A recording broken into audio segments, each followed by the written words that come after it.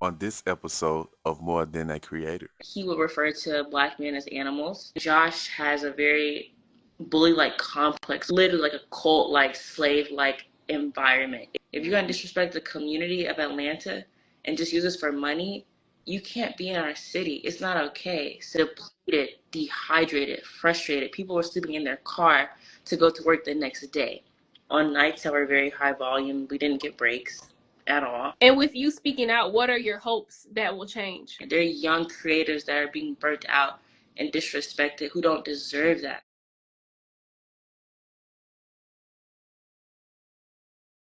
I have a guest speak with us today too. Her name is Amani, and she used to be a worker at your third spot. So she'll be discussing what happened while she was there, the harassment she went through, the alleged harassment that she went through while she was working at your third spot. And the location is in Midtown near Topgolf. I spoke with Legend yesterday, and he went over how he caught food poisoning at your third spot, and he was rushed out of the location after he told the owner what happened. The owner called him a scumbag. If you haven't gotten a chance to check out the video, please make sure you go to my page and take a look at it, and it is on the YouTube channel.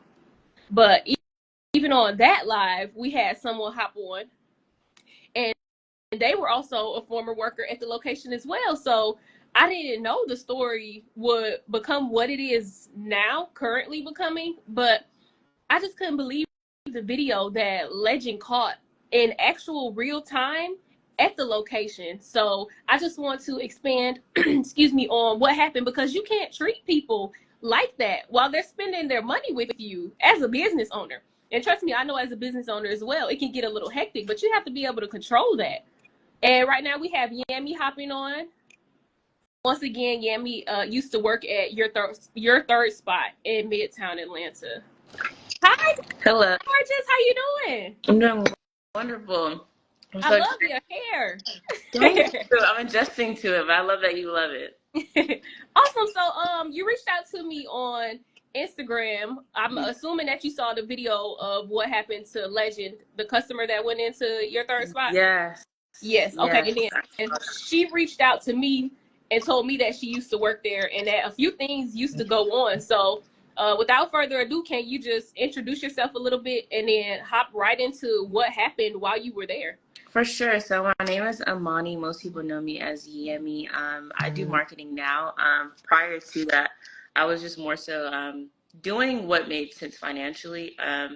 Back in 2022, I came back to America from living in a different country, and I wanted to generate income. I wanted something that was very fun, creative. I ended up going into your third spot. I ended up talking to one of the managers on the spot. You know, they wanted me to work, but as a busser. That was different for me, especially because I didn't live in America. I was living a very abundant life to going to busting tables, but I saw an opportunity. When I went into there, I saw a lot of black people, right? I'm thinking it's a black-owned business, honestly. Like, everyone around me was black, except everyone in leadership was white. And just clock that. Right. Yeah, so when I started working there, I was busting tables. I was really, really good at cleaning tables. They began to see quickly that my role wasn't busting tables, it was somewhere else. Throughout working there, I started at the bottom, so I built up a rapport with everyone. Like, they knew me and I knew them. You know, when you start at the bottom, you're seeing everything and everyone for what it is. And as I began to climb the ladder, I went from busting tables to working in the experience room to dealing with like the social media. A lot of their viral content, I created that. A lot of it. So I helped them generate over 1 million views. Like, I'm getting a lot of analytics. People were finding us on social media because I was building the content, and they were coming and spot like, oh my God, you did that. But throughout working there, it was very clear that there was a level of microaggression at an all-time high. Most people who work there were younger. So when you're young, you don't really know how you're supposed to be treated. You're just seeing a check. You're seeing you work with your friend. It's a lot of drama, but your mindset is not on that. But as I began to grow in the ladder of the company, I'm seeing it louder and louder. And when I went from bussing tables to going to the experience room, you know, I was the quote unquote token Black girl. Just Mm-hmm. how I spoke, how I talked, they saw me as what they wanted me to become for the company, which was a very like proper, welcoming, fun, like, you know, very token energy. But shortly after, you know, as I positioned from experience room to social media marketing and business for them, I saw the break off, right? There was a leadership team predominantly white with 3 Black people, and the entire staff being Black and brown. Right. So it was very clear that they're leveraging us to do the manual labor, but when it comes down to like the leadership, they can't represent us. Right. Working there, I saw Josh literally bully people, make them feel less than. People would have anxiety breakdowns all the time, like really, really bad. A lot of people confided into me in regards to them just feeling less than, them stressed. On nights that were very high volume, we didn't get breaks at all. Um, Mm. People that are working 9-hour shifts, no breaks at all. Anytime that you would segue out of a room, he would immediately get mad at you. He would turn red, turn belligerent. He used words like scumbag, hooligans. I remember he made a statement on a Saturday. You know, it's Atlanta, so the demographic that people have come in are majority Right. Black. Right. He would make comments like, I hope they're not trying to get Hennessy here. Very disrespectful, extremely Wow. disrespectful, 100%. Very disrespectful comments. And if you're not peeping it, you might dismiss it. But he would do a lot of slick stuff. And this is where it kind of makes a left turn. So everyone in leadership is on salary except me. I know how money works. I know how time works. I'm a numbers person. So most people that were in leadership were getting paid less than the staff, but working way more. You know how that dynamic Mm-hmm. works. And Wait, Josh, so were you in leadership or you were officially just a staff member? no, I got promoted 3 times a year. Oh, okay. Yeah, I promoted 3 times. I was busting tables, but again, they began to see my work Right. ethic and my intelligence, and I was getting promoted. I got promoted a total of 3 times, but each promotion, I'm seeing things clearer, clearer, clearer, and I'm in a role where I can really make a shift and a change. So just as working there in the new position in leadership, I knew at some point a conversation would be had in regards to moving to salary. Okay. But because I wasn't in leadership beforehand, but I'm listening, I'm hearing people who are on salary who are making no money, working longer hours, they're burnt out.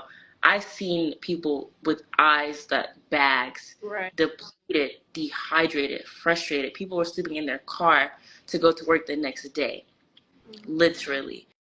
And he had sat me down after I did a couple videos and they went viral in regards to my positioning changing and how he wanted to put me on salary. I let him speak. We were at the works when we had this conversation.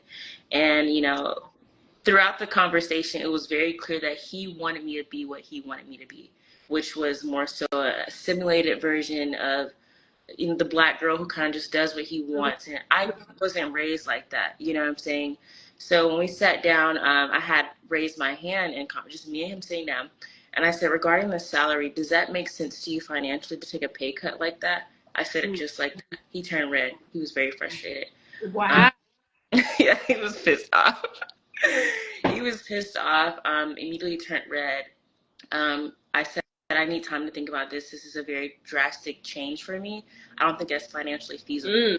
And he got up and walked away. He was pissed off. Yeah, I was like, I mean, I've already seen people burn out in this job. I've seen people get paid less than their worth. It would be stupid for me to repeat that same cycle. So I went back and went back to the room, back to the space that I was at.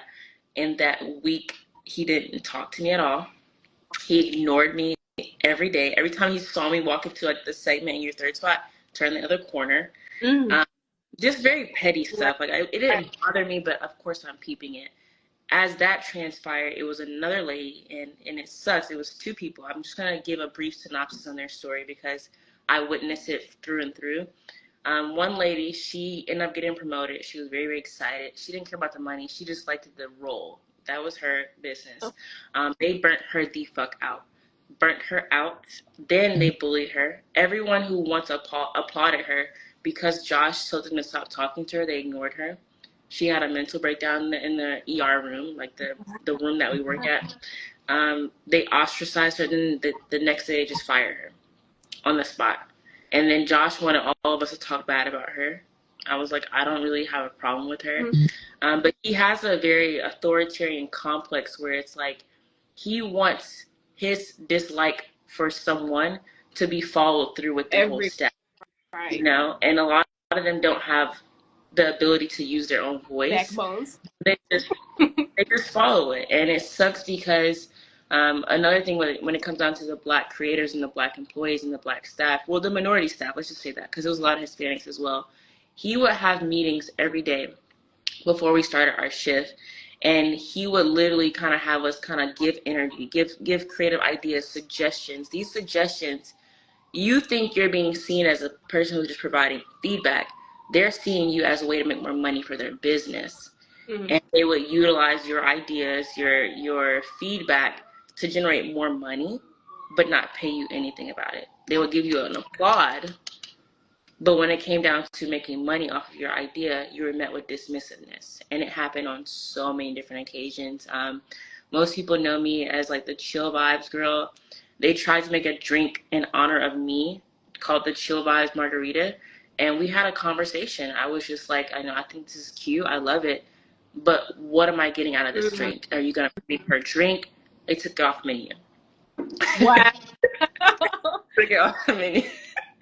So it's a very, very toxic work environment, and it just sucks because they're from Boston. Josh is from Boston. The whole leadership team that doesn't look like us, most of them are from Boston. Boston is a very red state. They're very, how can I say? I want to just say racist, but I don't want to say racist, but Right. You know what I'm saying.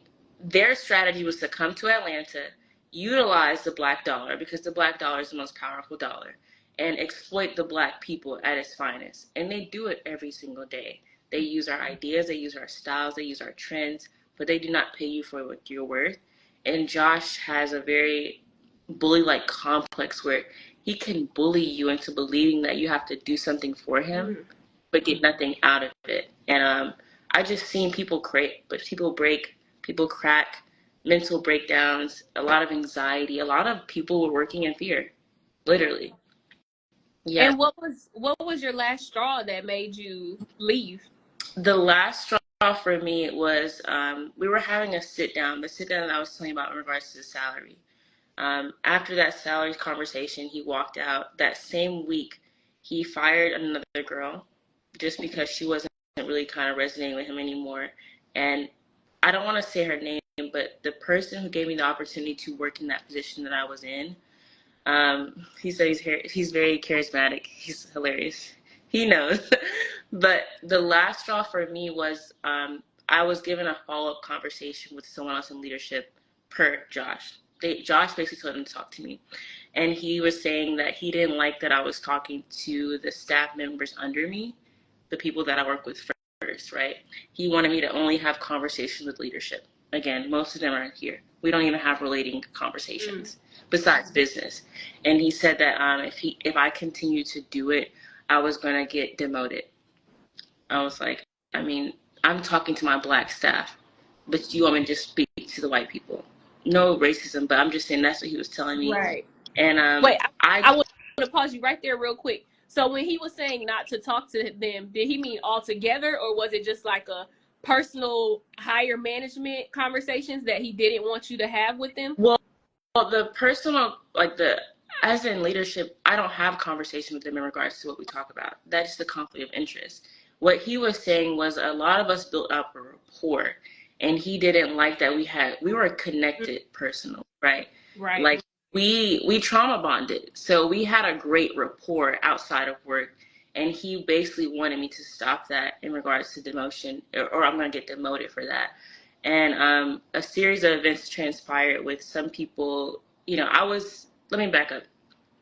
As I was in leadership, I was advocating to get people in those rooms that look like me. Right. I was going to do that.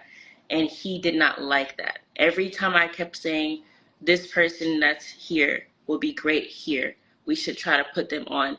No, they look raggedy, or they look like, he would make comments like that. And I was just kind of like, so when he said I had to kind of cut that conversation in regards to messing with the staff, talking with the staff or them, I took it as a direct attachment to when I was trying to advocate for certain people to be in certain spaces because of their skill set. I know these people, you know, he's detached from it, but I work with them. So I know their skill sets and where they could grow if they're given an opportunity.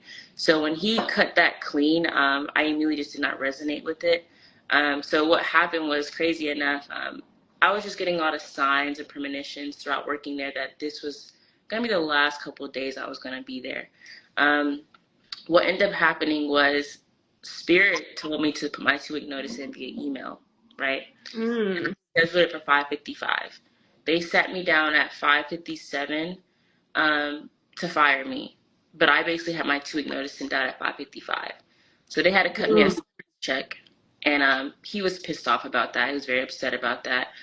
He was telling the staff members not to talk to me. They couldn't conversate with me. And so, I mean, like, I'm locked in regardless. So it was just kind of like stuff like that. But the last straw was just dismissing the level of community. He wanted to create an assimilated version. Like, he wanted me to be here and here. And that's how they do it in that dynamic at your third spot. Leaders are here. Most of them are here. And then the staff is here. You know, Right. it's like having the Black people outside. You might have a couple of them that are light skinned that can clean the house inside. But it was literally like a cult-like, slave-like environment. It looked so good, though. If you didn't know this, you wouldn't understand how toxic it is. But just in the inside, it was a hot fucking mess. Like, a hot mess. And honestly, just speaking on Josh, when I tell you that man is actually insane, I cannot lie to you. He's an extremist, very authoritarian complex, bully-like complex, backhand compliment energy, a lot of microaggressions. Like, it's crazy that it took this gentleman to speak up for this to be put out, but I guarantee you there's several other people that have been burnt out, depleted, disserviced, dismissed in this company as a whole. As a whole. And we do have a few viewers in the comment. Emily says, "Hey, Amani, those meetings were the worst. Happy to see you speaking out." Are you familiar with who that is? Let's see, Emily. Yes. Emily knows firsthand that those meetings where you were always on pins and needle. Because in any split moment, he would switch personalities. Wow. He would switch, and you would get ostracized, or you would just feel the energy shift. He would be really calm, then he would turn red. I swear to God, he would just turn red. And everyone was nervous, anxious. Like, everyone was so fearful because you never knew how he was going to respond that day. Like, literally. Emily, you literally know. But yeah, he's from Boston, so you already know how Boston is. Their whole strategy was to come to Atlanta, utilize the Black dollar, Black creatives, and make money. That was the whole strategy. It's clear as day. It's so clear. Like, if you know, you know. And most people from Boston, I'm not saying all of them, but they don't, you already know, they don't really get us. They don't understand us, but they know strategy. Right. They see money. They see opportunity. And they were intentional with hiring young people like me because we didn't know better. You know, we didn't know laws and workplace laws and hostility. We just saw a decent check. Let's just keep going. But we knew that as well, you know. So their strategy was very, very clean. Definitely like slave master energy, for sure. He says very charismatic too. He can reel you in real quick. He has a very bubbly spirit at first, but again, personalities switch. And he knows that. He'll get you reeled in, excited. He'll sell you a dream. And once he knows that he has you, oh my gosh, he will switch within a second. In a second. But definitely cold. Legend said that it gets hot under that mask. You know, you said he turned red and everything like that. No, he literally does. And he would get so angry that he would get disrespectful. Like, very, like, slick comments, like very, like if you would have to sit on a comment that he would say, like, wait, that was actually not okay. Wow, that was weird. I remember one time, one of my mentors outside of the company were bringing me some products, and I told him, I was like, hey, one of my mentors bringing me some stuff, and as my mentor dropped it off, he was like, he didn't bring you any drugs or anything, right? It was a black man that brought it. Yeah. Oh. I swear to God. I swear to God. What was your response? How did you handle that? I was like, no, why would he bring that? That's so weird. He's like, no, I'm just joking with you. I mean, I have a very, like, a code. I can code switch, so I'm always like, you know, like, oh, no, I wouldn't.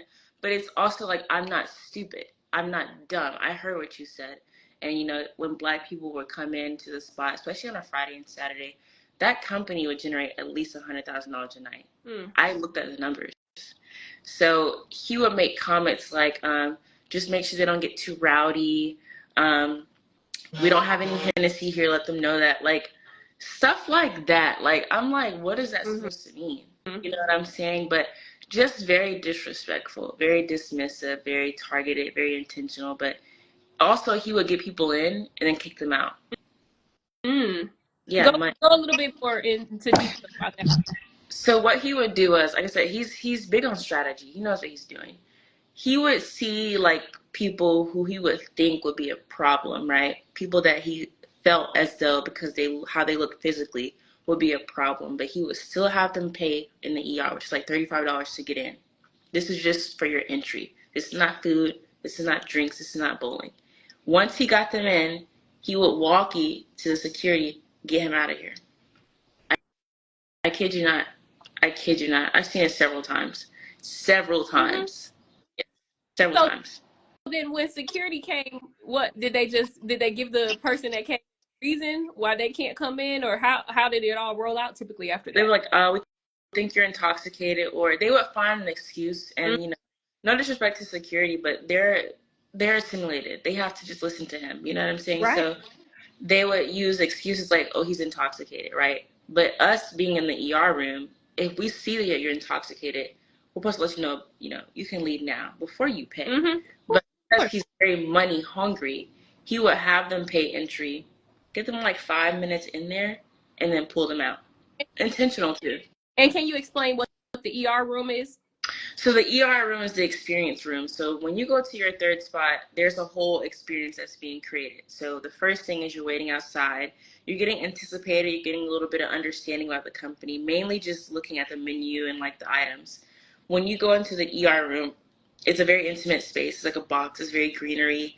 If it's your birthday, you get like a drink or something. But you go in there and someone like me will greet you, welcome you in there, give you a nice synopsis, figure out where you're coming from, just get you excited prior to opening the door so you can really play the games, eat the food, get the drinks, and just experience it. So in that ER room, our role is to basically curate the experience and also vet check, you know, vibe check, see the energy, and prepare them before they go in there. So it's a very important role because we're just trying to adjust you and prepare you for that next step.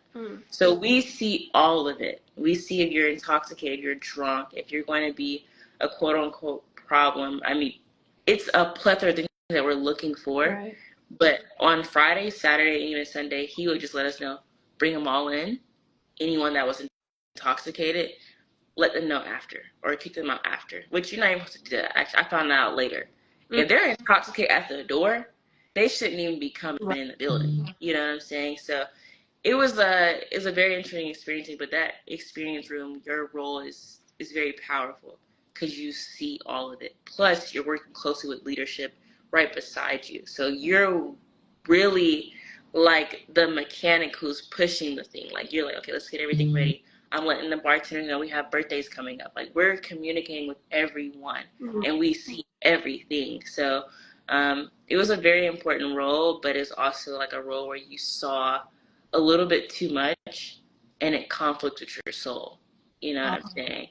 It was very conflicting for sure. And just to pay attention to the viewers one more time, someone says when he called black men animals because they got into an altercation. Yes, and that was real. Yes, 100% real. It was several situations that happened where he would refer to black men as animals. hooligans, disgraceful, disgusting. He would even make comments after an incident, altercation would happen in the next meeting the day after, just going in on these people. You gotta think, we're a predominantly minority staff. Right. So he's dismissing and disrespecting an individual who looks like us, and he knows what he's doing. It's psychology at its finest. So he was just very disrespectful, like very disrespectful. And the minute that you questioned him, the minute that you had a comment or feedback, you were met with like the most intense, unbearable, toxic energy immediately. People who have worked there, who have left, they know what I'm saying. And this is what sucks the most.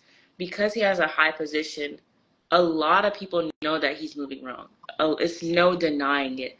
But they don't have the ability to speak up or challenge him because they're afraid of him. And he knows that.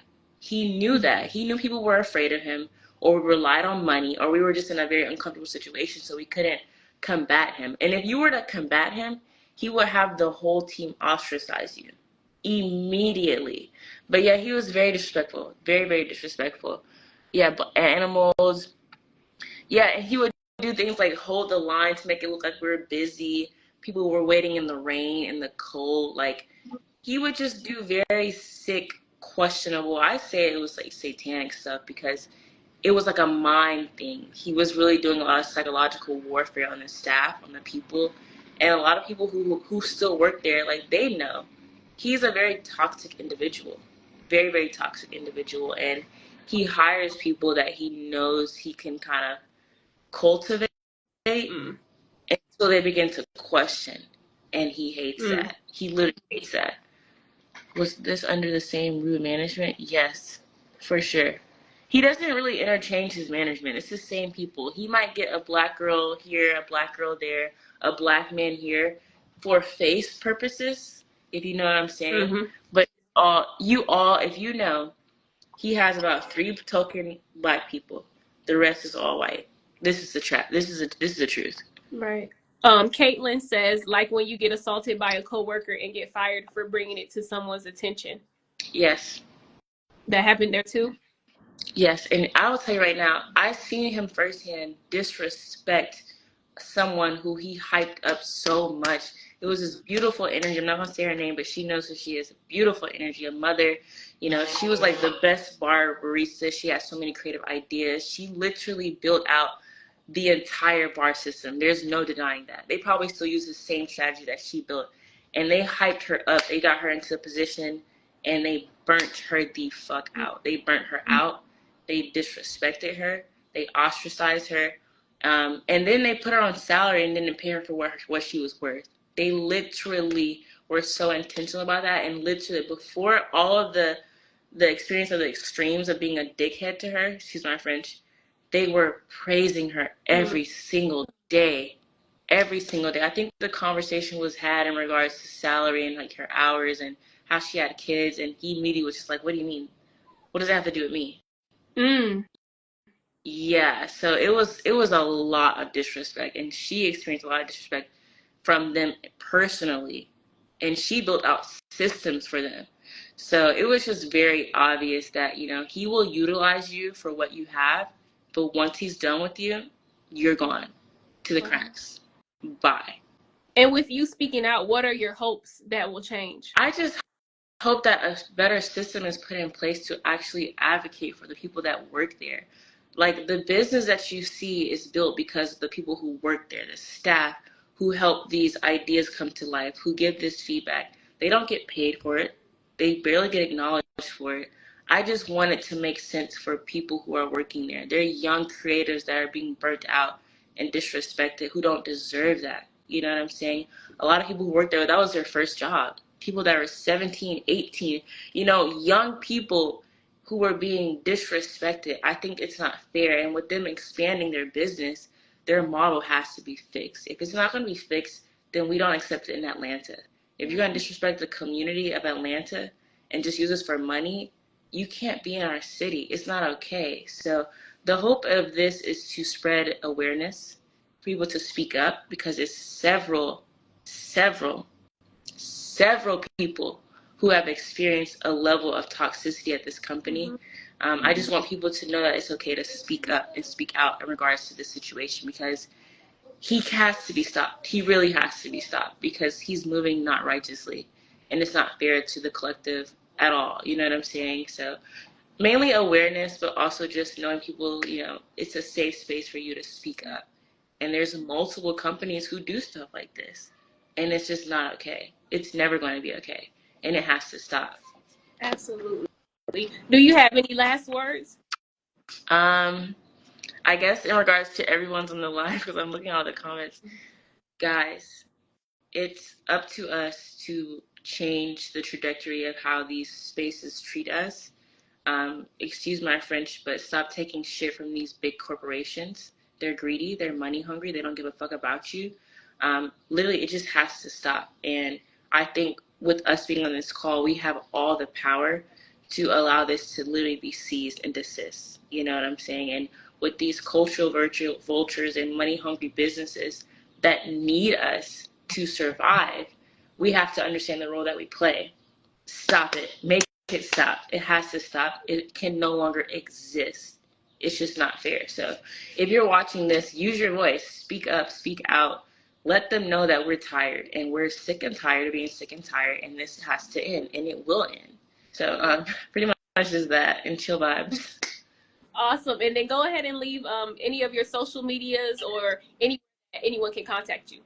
Yes, if you have any questions or you just want to share your story or just kind of stay tapped in and tuned in, my Instagram is Yammy for real at YAMMIFR.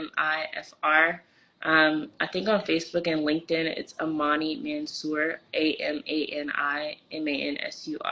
So definitely tap in. Let's talk about it. You're safe. Let's use our voice and put this shit to rest, because it has to just be dead it for sure. Well, I appreciate you so much for reaching out to me, Amani. Like I said before, I wasn't expecting this story to lead into all these other stories, because you're the second person that's hopped on and told me about their work experience. Wow. Yes. There's been multiple in Legend. He's in the comments as well. There's been multiple on Legend's TikTok, on Instagram. They're reaching out to him as well. And I just want justice served. For sure.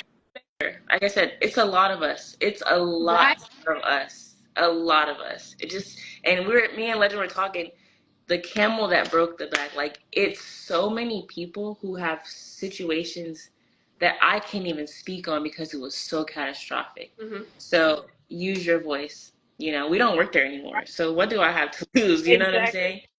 So I'm just excited, and I'm really happy that he was able to use that situation to birth all of this, because I think collectively we were all waiting for that one person to just let it out, and he birthed so much in itself. So I just want to say thank you, Legend. I mean, your name is powerful too. You are going to be a huge catalyst for this, because we rise at dawn. And if you want to hop on and say anything, feel free to hop on. Yes, hop on, Legend, please. You got the momentum going. Because it's no joke. Even thinking about it on a larger scale, a lot of these businesses are not for you. They're not. Right. But they need you. They rely on you. You have the ideas. You have the energy. They don't have these things, but you have it. So they will milk you for everything you have and then spit you out like you're nothing. You know what I'm saying? But it has to stop. How y'all doing? Good. How are you? Just trying to recover, mentally and physically from all of the injustice. Yeah. But after I see everything, it gives me, joy to see that people are speaking out, and that I'm not the only person that has experienced this. Like I knew it couldn't just be me to just infuriate this man that much Mm-hmm. because I asked for a refund because you got me sick. Like I knew something was wrong. You know how you deal with somebody and in the first 5 seconds you like, oh yeah, you're crazy. Mm-hmm. Yeah, yeah. Like I could see it in his eyes. And if I was looking at that video, if y'all actually go back and watch the video when he called me a scumbag, he kind of did something with his face where he was like this or Yeah. Yeah. something. He That's said, a coke tick. Mm. I know a drug addict when I see one, no, he was and Yeah, yeah. So that's why if you look at his nose was very red. So maybe we caught him on we got to give him some grace. Maybe we caught him on the morning. He just tooted up his nose a little Morning, bit. though. Every, That was every morning. That was wow. every morning. We all knew it. We all knew it. We can tell. I knew it. So we're dealing with a raging narcissistic Manipulator. manipulative cokehead. Yes. Allegedly. And did I'm you gonna all put allegedly on that cokehead. met through the video going viral? Through the video going viral, like so many people have reached out to me. If you go through the comments, I urge y'all to look through the comments on TikTok, and it's so many down to a DJ. I remember a DJ was saying Yes. that she was like, he came up to me and said, "Stop playing so much black music." Mm. And he would tell them that all the time. Once people got the moving and grooving, cut that. He would say Yeah, that. he he was just scared to see a little twerking going on. That's all. That's all. All Yeah. right, y'all. Well, I appreciate Legend you hopping on again, and I appreciate you as well, Amani, for giving me your time and expressing your story. This probably will not be the last part of the interviews, but this will go on the YouTube channel, and I just appreciate you all for using your voice and having that video to back it up. And multiple people in the comments are co-signing what you all are saying. So I appreciate you all. And again, I'm sorry that this happened to you. It's all right. One thing about it, you are doing your due diligence and helping and 100%. making it right. I urge everyone to, if you can, call Fox 5, because that's what I did, and tell them, it's something going on at the third spot. It's so much harassment. They are mistreating women. They're mistreating young people. As I seen somebody in the comments said that, what y'all were pushing, they were pushing people with no ID in. So it sounds like it's a Money hunger. lot of stuff going on up there. So I'm a post the number to the Fox 5 line for you to call. I spoke with them already.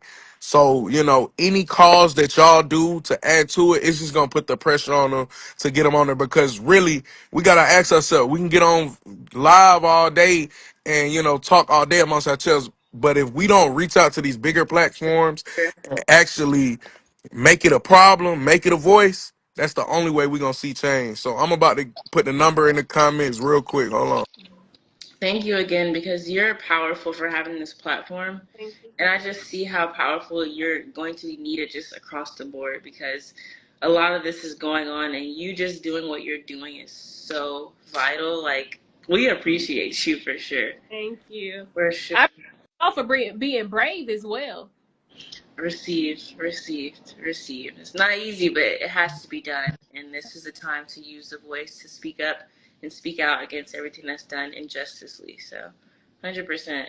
Well, thank you so much again. I'm gonna go ahead and let I see he just dropped the number. I'm gonna go ahead and close this out. For everyone that can't see, it's 404-875-5555. Perfect. And enjoy the rest of your day, Amani. Thank you as well. Have a magical, marvelous day and enjoy. Thank you. Bye. We gotta take a deep breath. I took a deep breath after the first live with Legend, but just taking another deep breath and concentrating on what happened, it's just crazy. I encourage you all to definitely reach out to Fox 5, because yes, I am a small platform. It's just me typically running it with a little bit of help here and there, but reaching out to Fox 5 will definitely give this story that extra push and the change that needs to happen at your third spot. So thank you all for watching. Again, this episode will be posted on the YouTube channel at More Than Network. It is also linked in my bio. And I appreciate you all for taking time out of your day to cause attention to this story. Summer's only one season, but stick with me where it's summer year round. I'll see y'all next